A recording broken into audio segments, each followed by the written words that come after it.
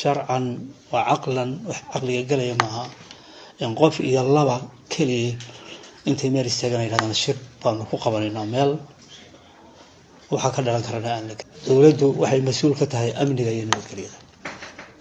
amniga waa la ilaalinayaa hadday ku gaaloobayso kuna ku muslimayso kuna yuhuud ku noqonayso kuna ku dhimanayso kuna ku soo noolaanayso shirkaasi berito hore xawaalo waa ka dhacayaa ciidaad ka dheer tahay adeerow gacaliye ka dulbood ayaan ku leeyahay anigoo ku hadlaaya afka isbedel doon in uu ku dhaco isla xisbigaasi kulmiye oo dhiig cusub lagu shubo maanta waxa halka ku shiraya maahan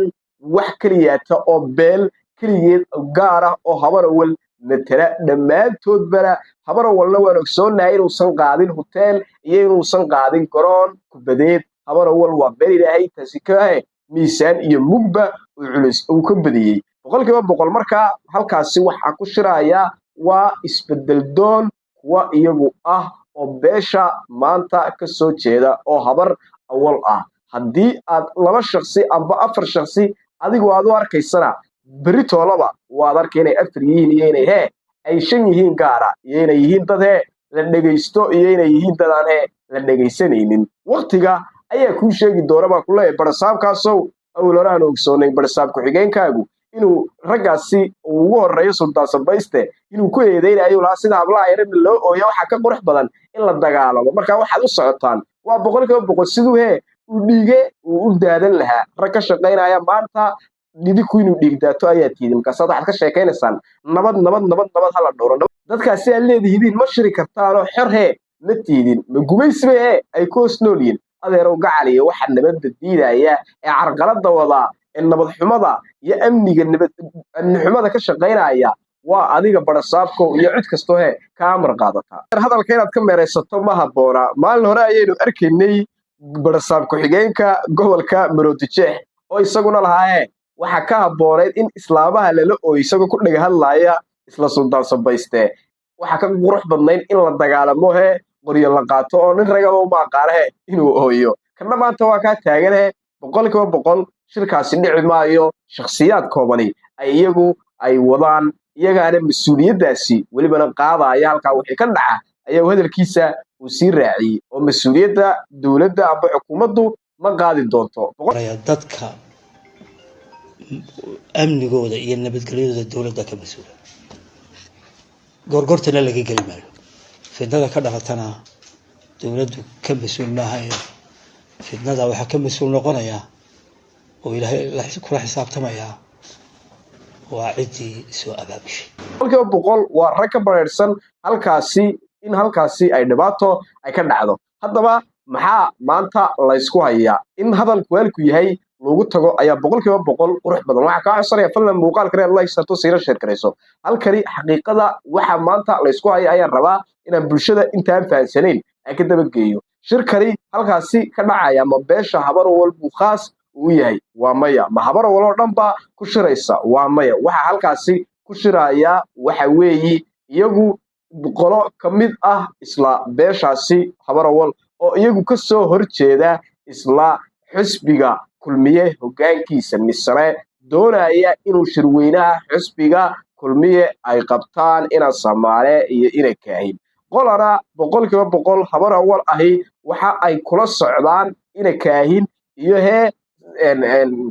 Cabdicasiis Samaalaba in aan shirkaasi la qabsoon oo shirkaasi u baaqdo oo xilli alle xilligay doonayaan ay qabtaan sidoo maanta Cabdicasiis Samaala sheegay oo albaabadiiba ragani maanta waa laga soo xidhay halkani haddaba waxa jooga salaadiin iyo suldaamo tiradooda cududooda iyo tayadooduba ay wada socoto balse waa wax lagu bahdinayo beesha oo la leeyahay haween iyo caruur iyo wax noocaas ayaa hogaaminaya iyadoo taasi xaqiiqada boqolkiiba boqol aan ku salaysnayn waxa halkani maanta hogaaminaya dhalinyaradaasi haween salaadiin suldaamin caaqilo cuqaal iskugu jira iyo bulshada kale raydkaaba waa sultaan sabayste iyo suldaan qabile oo labaduba ay ka soo kala jeedaan marka habar wal laga imaado Saacad Muuse iyo Ciise Muuse boqolkiiba boqol waxaana laga dhimanaya oo la diidaya in ay beesha Saacad Muuse iyo Ciise Muuse ay siyaasadooda dhinac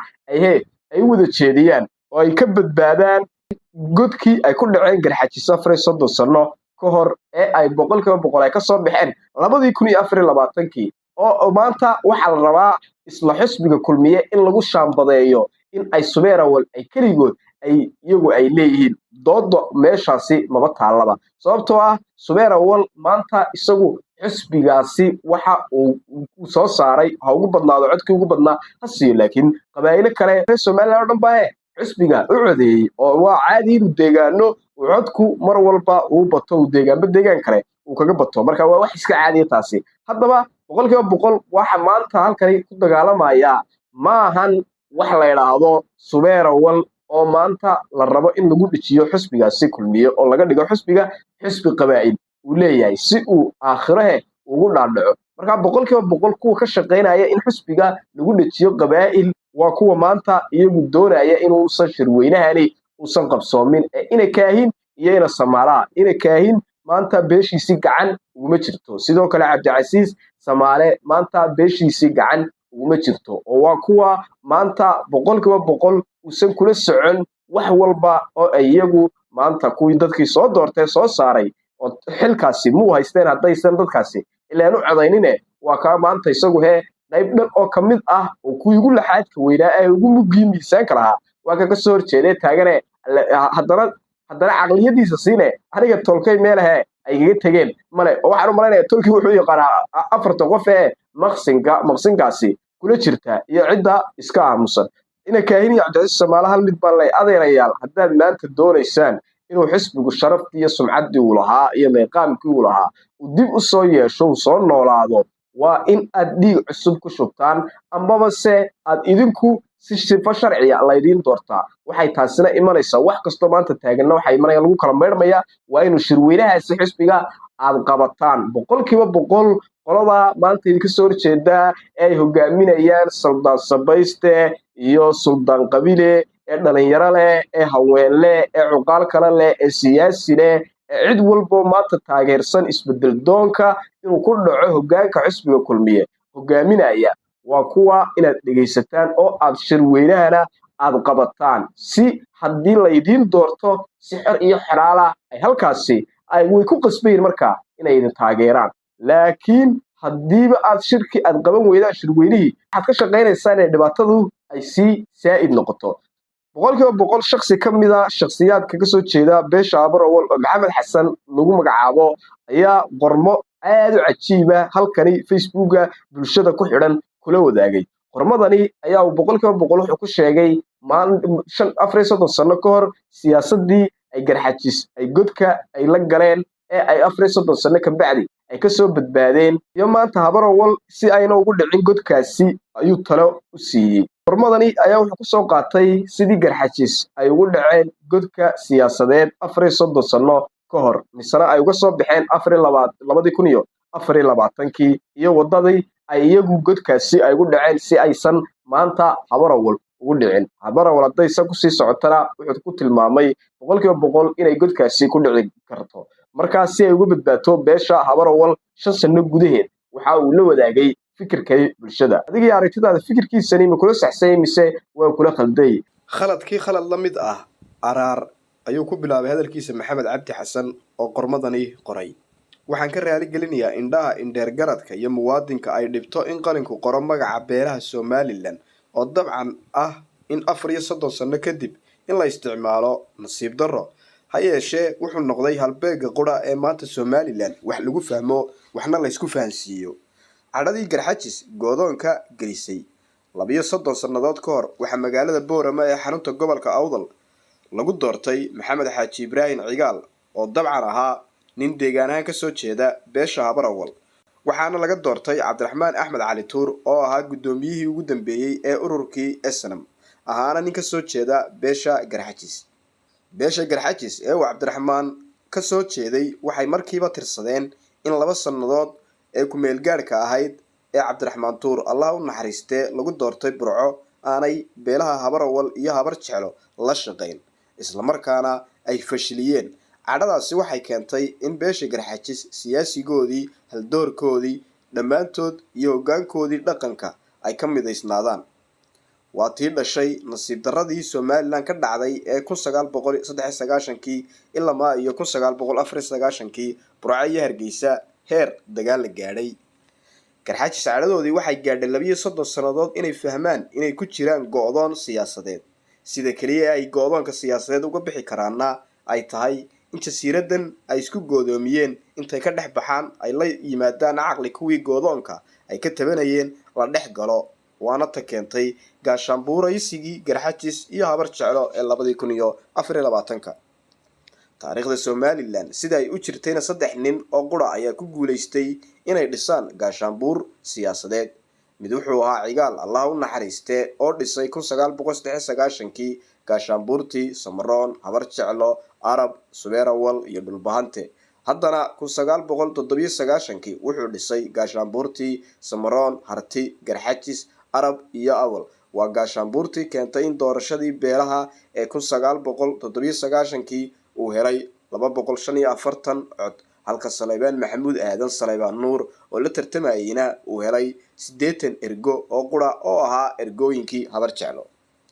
ninka labaad wuxuu ahaa la naxariistii jannaha ka waraabiye Axmed Maxamed Maxamuud Siilaanyo oo 2002 dhisay gaashaanbuurtii habar jeclo, Sacad Muuse iyo Arab. 2010kiina haddana dhisay gaashaanbuurtii habar jeclo, Sacad Muuse, Arab, Maxamed Case, Ayuub iyo Toljecle. muuse biixi wuxuu gashaday shaar loo sii toray doorashadii dhacday 2017 ee muuse biixi madaxtinimada ku guuleystay waxay ahayd gaashaanbuurtii Siilaanyo hore u sii dhisay. muuse 7 sannadood oo uu joogay wuxuu isku hayn waayay gaashaanbuurta. ninka saddexaadna waa Cabdiraxmaan Ciro oo dhisay gaashaanbuur garxaajis, habar jeclo, Maxamed Case, habar Carfaan, Toljecle, Ayuub iyo beelaha kale ee Somaliland dega, waana tii afka dhulka u dartay muuse biixi. habar awal waxay ku socdaan qaladkii garxaajis ku saxay 32 sano. taariikhdu iyada ayaa isi soo celisa 32 sano kadib Cabdiraxmaan Ciro wuxuu dhisay gaashaanbuurtii cigaal mid la mid ah. habar awalna waxay ku socotaa godkii garxaajis 32 sannadood ku jiray oo ah cadho caadifad gelin doonta go'doon siyaasadeed.